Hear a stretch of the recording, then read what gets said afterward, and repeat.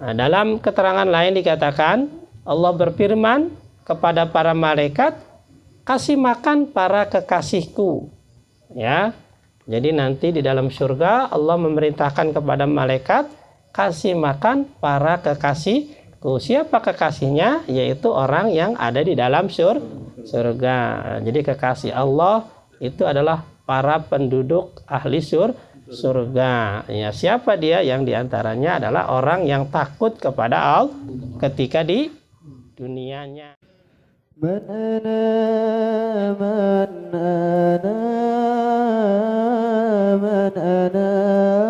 laulakum kaifa ma hubbukum kaifa ma hukum man ana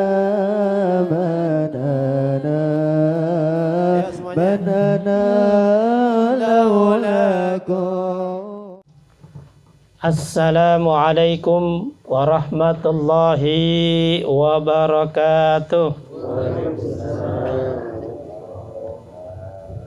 Bismillahirrahmanirrahim. Alhamdulillahirabbil alamin wa bihi nasta'in ala umuri dunya waddin. Wassalatu wassalamu ala asrafil anbiya'i wal mursalin wa ala alihi wa sahbihi ajmain, amma ba'du. Allahumma ahrizna min zulumatil wahmi wa akrim bi nuril fahmi wa aftah alaina bi ma'rifatil ilmi wa ahsin ahlakana bil hilmi wa sahil lana abwaba fadlik wa ansur alaina min hazani rahmatika ya arhamar rahimin. Walhamdulillahi rabbil alamin. Al-mukarramin, para asatid, para guru yang saya hormati, ketua pengajian Bapak RT Asmawi beserta staf-stafnya, Bapak Mansur, Bapak Subagio.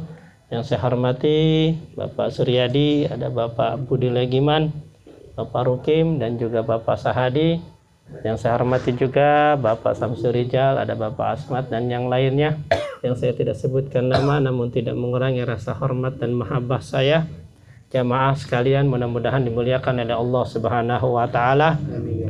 Teristimewa buat sahibul bait Bapak Ade Nur Ikhwan beserta keluarga besarnya, orang tuanya Ibu Asmaliah. Mudah-mudahan sehat, panjang umur, selalu dalam taat kepada Allah Subhanahu wa Ta'ala. Jadikan keluarganya sakinah, mawaddah, warahmah. Amin. Dan juga kaum muslimin, jamaah Majelis Taklim Albaniyah.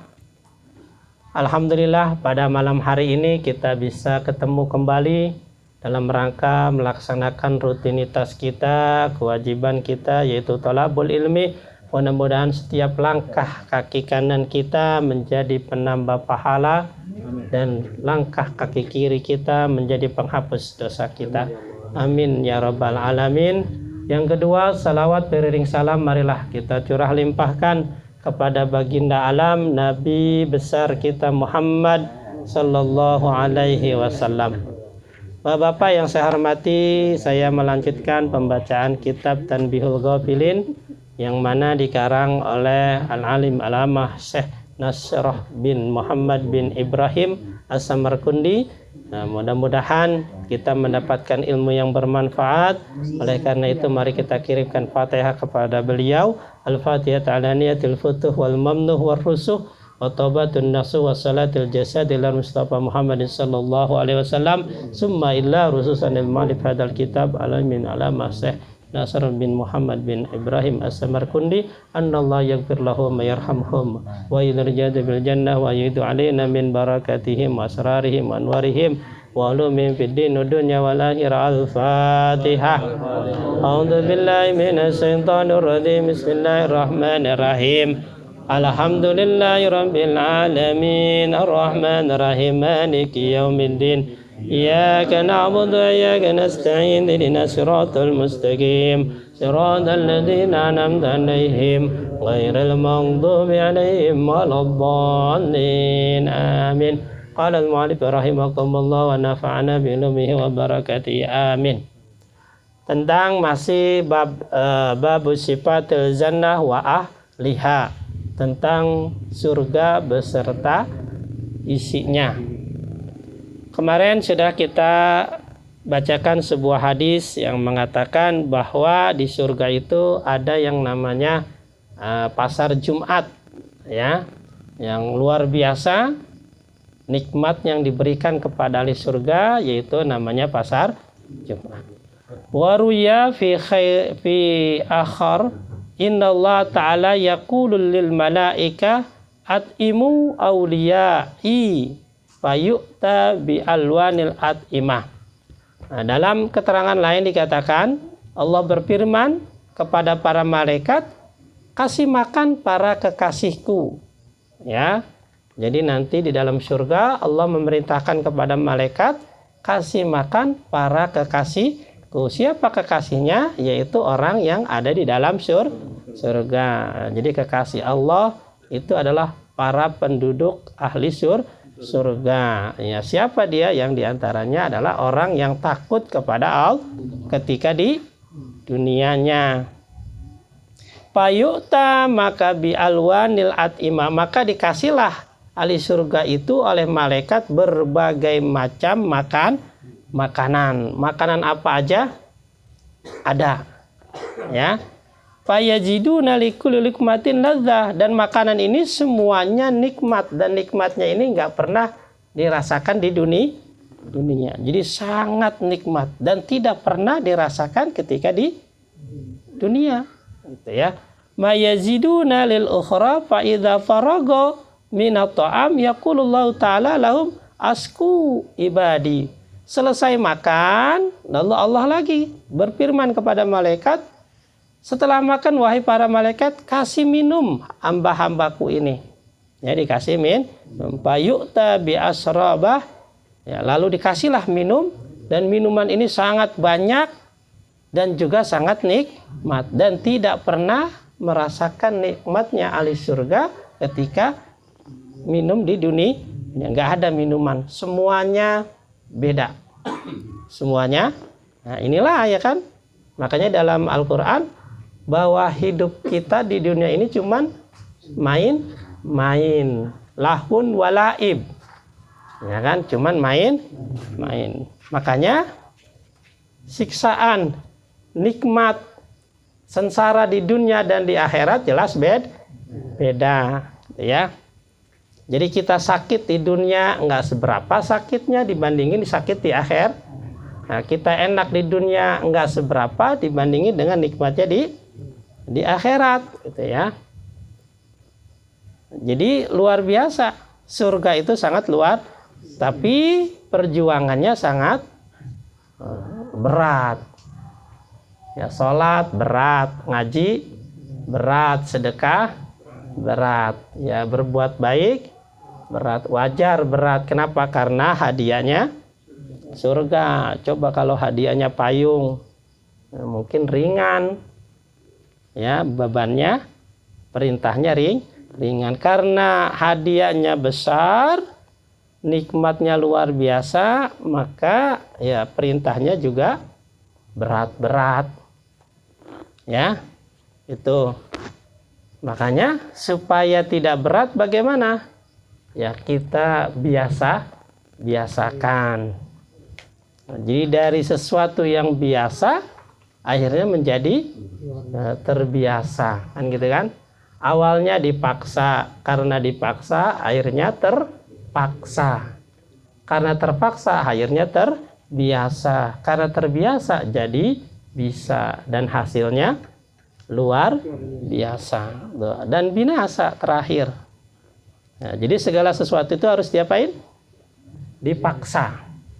Apalagi urusan ibadah. Apalagi kondisi seperti sekarang ini, musibah banyak sekarang. Di awal 2021 ini musibah sangat banyak, ya kan. Kita dihadapkan situasi yang sangat luar biasa. Ujiannya sangat luar biasa, berat. Dari kapal jatuh, ya, pesawat jatuh, udah jatuh meleduk lagi, udah gitu jatuhnya ke air lagi, ya kan, udah susah kan, udah meleduk di atas kali mah, udah gitu jatuhnya ke air, ya udah susah mengutinnya, udah ya dalam lagi, udah mau gimana, ya kan. belum longsor, ya kan, di Sumedang, sampai puncak Bogor ikut juga, belum Kalimantan banjir. Iya, katanya ibu kota mau pindah ke sono, mau aman nggak banjir, sekarang banjir juga, ya kan, tuh. Ya luar biasa, belum yang musibah yang lainnya, belum corona belum selesai. Ya gunung sekarang sinambungan ya. Iya, corona belum udah, dikirain makin kemari makin ya tinggal sedikit, ternyata makin banyak korbannya. Ya ini kan sesuatu ujian, cobaan, bisa jadi ajab. Nah makanya tinggal kita introspeksi. Nah sekarang kita kembalikan kepada diri kita masing, bagaimana menghadapi situasi seperti sekarang. Apa yang harus kita lakukan? Ya tidak lain tidak bukan, ya kita harus mendekatkan diri kepada Allah, ya kan, entah itu bentuknya cobaan kek, musibah kek, ajab kek, intinya kita harus lebih dekat kepada Allah lagi, ya. Udah gitu ulama habaib banyak yang meninggal dunia, bikin getar-getir kita nih, jangan-jangan kiamat ini. Jangan-jangan, ya, udah banyak ngomong begitu orang kan? Wah, jangan-jangan dikit lagi kiamat. Artinya apa cuy? Jangan ngomong doang dikit lagi kiamat tapi sembahyang mah kagak. Ya kan? Wah, hati-hati, kiamat dikit lagi ulama banyak yang meninggal, habaib banyak yang meninggal, musibah di mana? Berarti kiamat dikit. Ngaji kagak lah. Ya kan? Kalau udah tahu begitu, berarti kita harus lebih mendekatkan diri lagi kepada Allah, ya kan? Apa yang pertama yang harus kita lakukan? Di antaranya sedekah. Ya kan, kata Nabi yang diriwayatkan oleh Imam Tabrani, sesungguhnya sedekah itu bisa mencegah 70 musibah dan wabah penyakit. Di antaranya lepra dan kusta. Jadi dengan sedekah bisa mencegah 70 musibah dan wabah penyakit. Yang paling ringan di antaranya lepra dan kusta. Nah, makanya di antara amalan yang harus kita lakukan sebanyak-banyaknya di situasi seperti ini adalah sedekah. Dalam hadis lain, ya, Imam Tabrani juga mengatakan, bersegeralah kamu bersedekah, sesungguhnya musibah itu tidak bisa mendahului sedekah. Nah, jadi bersegeralah kamu bersedekah, sesungguhnya ya musibah itu tidak bisa mendahului sedekah. Jadi kalau kita sedekah, musibah nggak jadi, ya nggak jadi. Di dalam hadis lain, ya kan, Imam Abu Hurairah meriwayatkan, jagalah hartamu dengan zakat, obatilah penyakitmu dengan sedekah, hadapilah musibah dengan doa dan tawadu. Hadis riwayat Abu Hurairah. Jadi jagalah hartamu dengan zakat, obatilah penyakitmu dengan sedekah, dan hadapilah musibah dan bencana dengan doa dan tawadu. Jadi situasi seperti ini nih yang harus kita banyakin, sedekah dan doa. Artinya lebih banyak mendekatkan diri kepada doa-doa, ya kan? Di antaranya apa? Doa itu dengan zikir. Ya, dengan zikir perbanyak. Ya, sedekah perbanyak, doa perbanyak. Ya kan? Karena salah satu penangkal musibah bencana adalah doa. Kan kita yakin, percaya dengan rukun iman yang ke-6. Apa rukun iman yang ke-6? Percaya kepada qada dan qadar. Ya, qada itu ketetapan Allah dari zaman azali yang belum terjadi. Jadi semuanya udah ada nih ketetapannya nih, udah ada. Nah, sudah ada. Nah, ya kan? Bang Ade Nur Ihwan lahir tanggal sekian, ya kan, terus sakit tanggal sekian, ya kan, jatuh dari ayunan tanggal sekian, udah ada semuanya, ya kan. Ntar Januari misalnya tanggal 30 ketiban ember, kepalanya pecah, udah ada ketentuannya. Nah, namanya apa? Ya, Januari, Februari dapat rezeki miliaran, Maret nikah lagi, Februari meninggal. Semuanya udah ditentuin sama Allah, namanya qada. Tapi belum terjadi. Setelah terjadi namanya qadar. Nah, qada ini bisa dirubah, ada yang dirubah, ada yang bisa dirubah, ada yang tidak, ada yang mu'alaq, ada yang mugrom, ada yang bisa dirubah, ada yang tidak. Yang bisa dirubah diantaranya apa tadi? Musibah. Merubahnya dengan apa? Sedekah dan doa. Jadi tanggal 30 Januari ketiban ember Bang Ade, karena dia sedekah dan doa, benar ketiban, tapi palanya nggak pecah, embernya yang pecah. Kenapa? Ini doa, kekuatan doa dan sedekah. Ya kan? Pak Subuh lagi naik motor ketabrak, tangannya patah. Karena dia sedekah, bukan tangannya, motornya, stangnya yang patah. Itu kekuatan apa? Doa dan sedekah. Jadi kita nggak tahu sedekah kita yang mana yang dikabulkan, doa kita yang mana dikabul. Pokoknya tugas kita sekarang sebanyak-banyaknya doa dan sedekah. Ya kan? Bisa jadi nanti kebakaran satu kampung yang lain hangus rumah kita. Enggak. Itu doa yang mana? Itu sedekah yang mana? Ya kan? Kayak sekarang corona menyebar kemana-mana, kita nggak tahu doa kita yang mana yang dikabulkan. Sedekah kita mana yang mencegah itu. Ya kan? Nah, makanya situasi kayak sekarang, ya sudahlah. Kita mau demo kemana?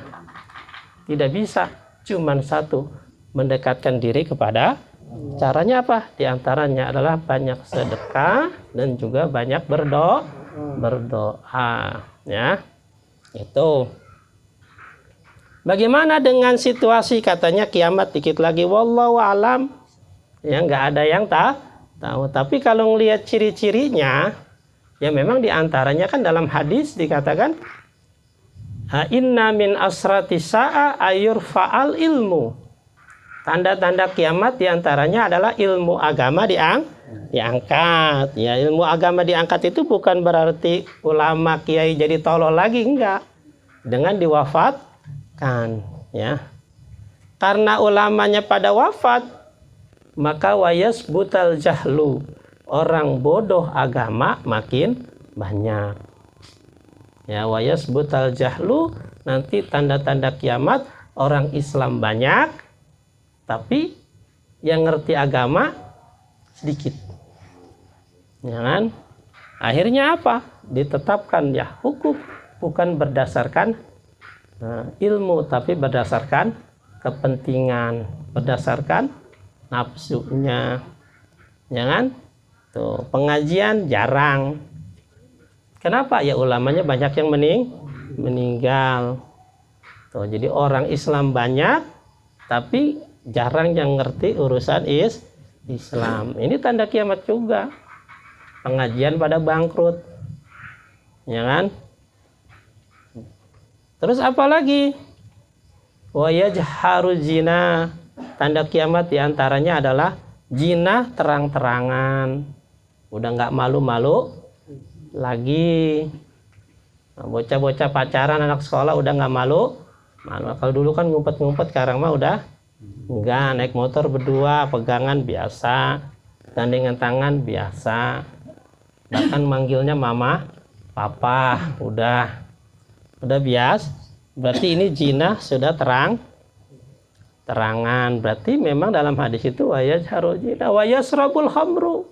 Yang keempat itu mabok udah banyak. Jadi orang mabok banyak.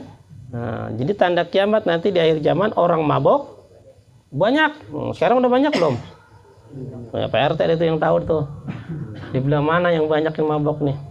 Sekarang mabok, dulu mahal mabok, pakai beli AO, beli Homer, beli apa lagi? Sekarang udah banyak banget mabok. Ya kan, pakai lem iPhone katanya katanya. Kayak bodrek katanya bisa. Ya kan? Pakai apa lagi? Autan. Jadi autan bisa juga. Waduh. Jadi dulu mah mahal kali, sekarang mah murah, airnya makin murah, makin gampang, orang makin banyak. Ini bisa jadi tanda.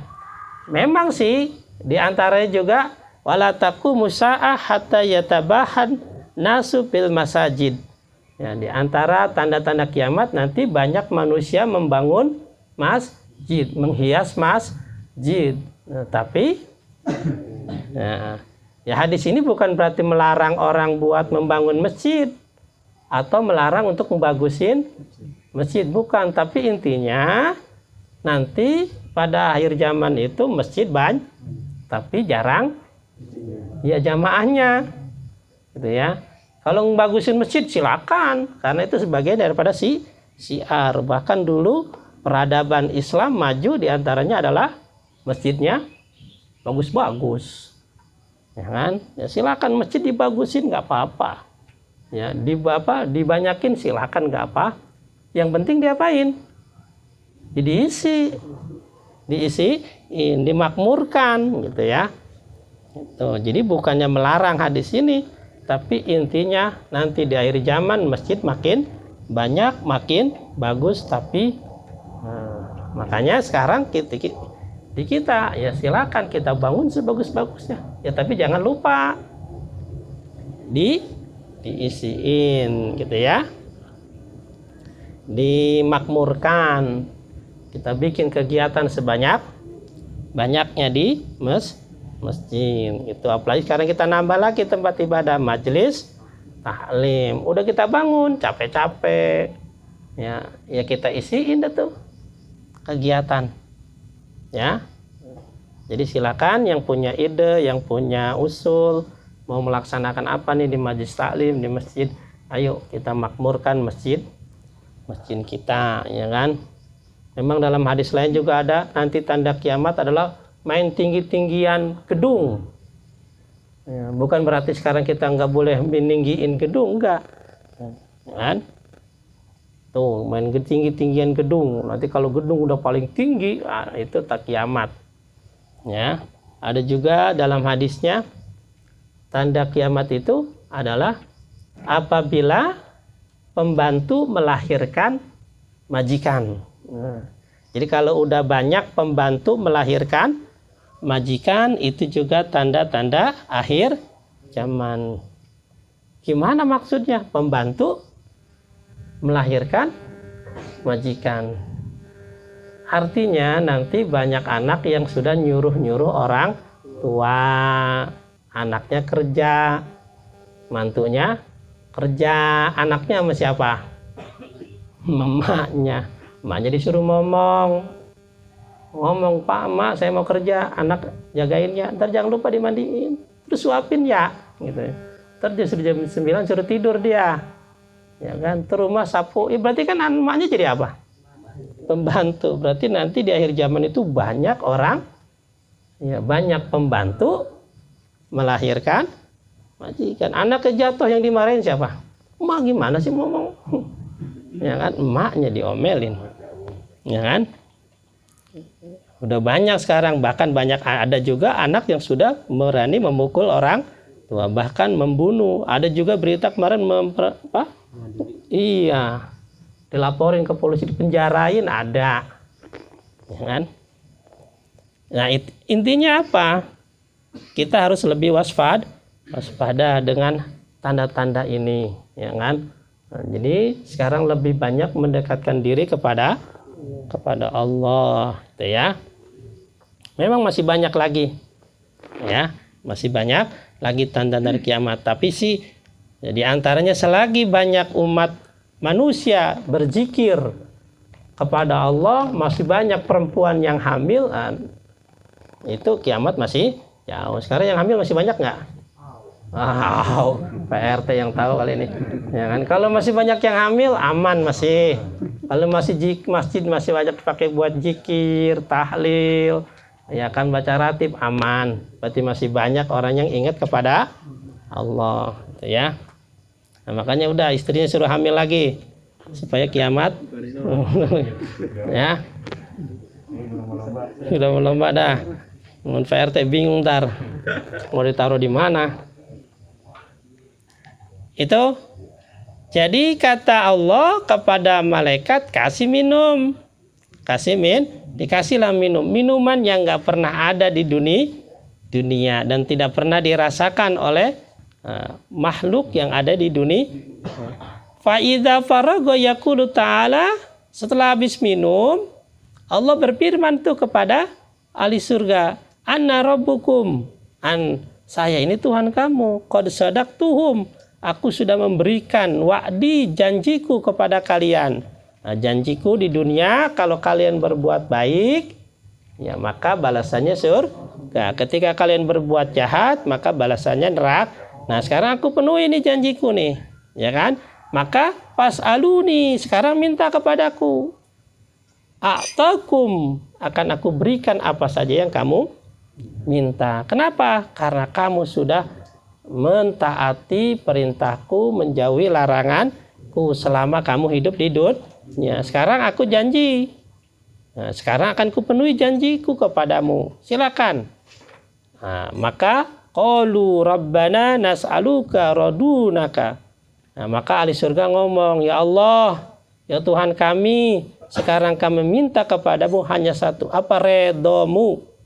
Maratain wasalasan, ngomong sampai 2 dan 3 kali redomu, ya Allah, hanya minta redomu. Tuh, karena apa? Karena dengan redomu aku bisa mendapatkan apa saja. Jadi sekarang redo Allah yang sangat luar biasa. Di antaranya adalah kalau di dunia, redonya Allah tergantung redonya orang tua. Makanya yang masih ada orang tuanya, maka carilah redho orang tuanya. Caranya bagaimana? Melayani, ya, menghormati, menghargai. Kalau yang sudah meninggal dunia, doakan, ya kan? Doakan sebanyak-banyaknya, ya kan? Itu sangat-sangat kurang ajar seorang anak yang tidak mau berbakti kepada orang tuanya. Kenapa? Karena orang tuanya lah yang menyebabkan kita seperti sekarang ini. Makanya sangat kurang ajar. Bahkan ada seorang ulama mengatakan, durhaka anak yang hanya mendoakan orang tuanya sehari 3 kali. Habis salat tuang, Rabbi gfirli wali walidayya warhamhuma kama rabbayani. Cuma 3 kali doang dianggap masih durhaka. Kenapa Ustadz kok masih durhaka? Kan udah doain. Sekarang kamu baca doa Rabbi gfirli walidayya warhamhuma 3 kali, berkeringat tidak? Tidak. Capek enggak? Tidak. Tapi orang tua kamu loh yang melahirkan kamu. Ya kan? Berkeringat tidak? Bapak kamu nyari duit buat kamu sekolah, buat beli susu kamu, buat jajan kamu, berkeringat tidak?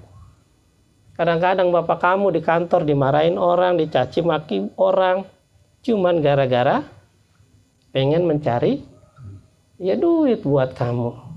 Sekarang kamu sehari cuman ngedoain bapak kamu cuman 3 kali, masih durhaka. Nah, makanya apa? Perbanyaklah berdoa kepada Allah buat orang tua kita yang masih hidup maupun yang sudah meninggal dunia.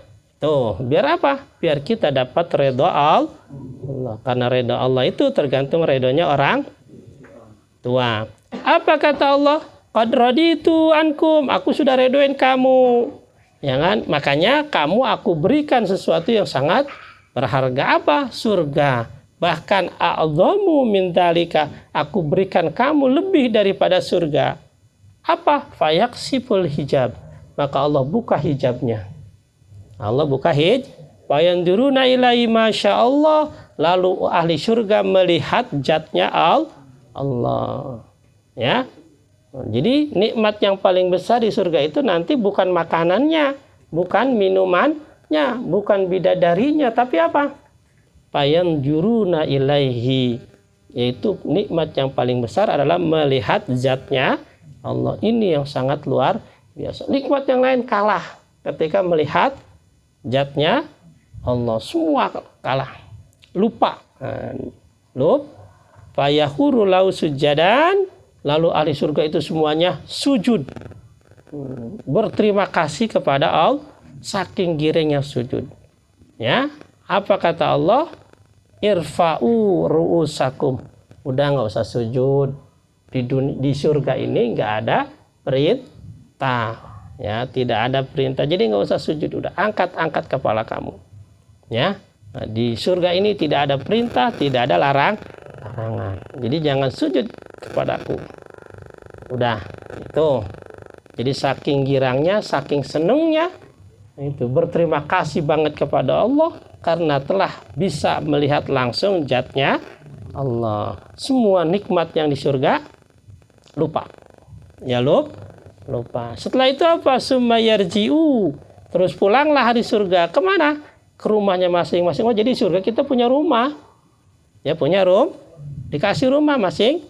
Ya, rumah, pulang ke rumah masing-masing diiringi dengan hembusan angin dari bawah aras. Anginnya sejuk, wangi, ya kan? Min miskil abyad, ya. Wangi seperti minyak misik yang berwarna putih, ya kan? Itu. Jadi sangat-sangat wangi anginnya. Faida rajau ila alihim, sampailah ke rumah masing-masing. Apa yang terjadi? Yarawnahum azwajuhum bil husni. Nah, itu kita di rumah, sampai rumah itu wajah kita berubah lagi. Ya, berubah lagi. Maka istri-istri kita bertanya, abang pergi begini pulang kok beda? Nah, yang pasti lebih ganteng, lebih keren daripada sebelumnya. Nanti kita di surga berkeluarga lagi, jangan berkeluarga lagi. Tuh. Jadi istri kita yang tadinya pergi ngelihat kita beda, pas pulang beda lagi. Nah, yang pasti lebih cakep, lebih ganteng, ya kan? Nah, itu. Nah, berapa sih kira-kira umur kita nanti di surga itu? Ya, ahlul jannah ka'amsal aulad salasa wa salasina sana. Umurnya kurang lebih 33 tahun. Nah, jadi 33 tahun siapa di sini? Ada. Pak Subur. Oh, Pak Subur. 33 kodel. Jadi nanti umur kita di surga nih, kalau masuk surga nih kita semuanya berubah umurnya menjadi seperti orang 33 tahun, laki-laki maupun perempuan, ya kan? Terus situ nadiraan, tingginya berapa? 60 diro. Satu diro itu kan satu lengan, satu kaki nih. Segini ya. Berarti setengah meter. Berarti kalau 60 30 meter berarti kita. Wah, Bang Godel mantap banget 30 nanti. Ya kan? Ya. Abihim Adam alaihissalam, seperti Nabi Adam. Oh, Nabi Adam dulu 30 meter kurang lebih. Berarti kita rata-rata nanti di surga tingginya 30 meter rata. Ya kan, nggak ada yang pendek, nggak ada yang tinggi. Segitu umurnya 33. Jadi berubah semua kita nanti semuanya nih. Ya, berubah semuanya. Semuanya dalam keadaan muda, gagah, ya. Itu. Nggak ada anak kakek, nggak ada. Yang nenek nggak ada, ya kan? Semuanya rata sama. Ya kan? Nah, subhanallah, semuanya berubah, mukanya semuanya berubah, warna kulitnya semuanya berubah. Ya, itu janji Allah dalam surga. Mudah-mudahan kita semuanya bisa masuk surga, ketemu lagi, ya kan, bisa kita ngobrol lagi di surga, ya. Ya, nostalgia di dunia. Ya, kita ketemu lagi deh tuh. Mudah-mudahan amin ya rabbal alamin. Mudah-mudahan ini saja yang dapat saya sampaikan. Mudah-mudahan bermanfaat. Kita sehat, dijauhkan dari musibah, bahaya, penyakit, sehingga kita ketemu lagi di minggu yang akan datang. Ya, kita doakan mudah-mudahan Bapak Ade Nur Ihwan mudah-mudahan jadi keluarga sakinah, mawaddah warahmah, dikasih keturunan yang salih dan salehah. Begitu juga orang tuanya dan juga keluarga kita semuanya, orang tercinta, orang terdekat yang ada pada kita sedang sakit, biar Allah angkat penyakitnya. Yang sedang usaha biar dimudahkan usahanya, diberikan rezeki yang banyak, yang halal, yang berkah. Yang punya masalah biar dikasih solusinya. Yang belum punya keturunan dikasih keturunan yang banyak. Yang sudah ada keturunan dijadikan anak-anak cucu yang salihin dan salehah. Yang punya utang biar cepat lunas utangnya.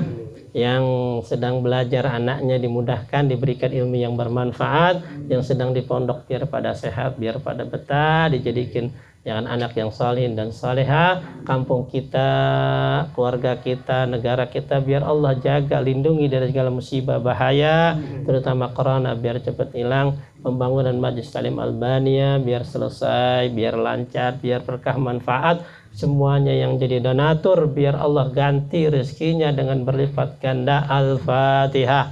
A'udzubillahi minasyaitonirrajim. Bismillahirrahmanirrahim. Alhamdulillahirabbil alamin. Ar-Rahmanir-Rahim. Maliki yaumiddin. Iyyaka na'budu wa iyyaka nasta'in. Ihdinas siratal mustaqim. Siratal ladzina an'amta 'alaihim ghairil maghdubi 'alaihim waladdallin. Amin. Dari saya sekian, wabillahi taufiq wal hidayah. Assalamualaikum warahmatullahi wabarakatuh. Waalaikumsalam.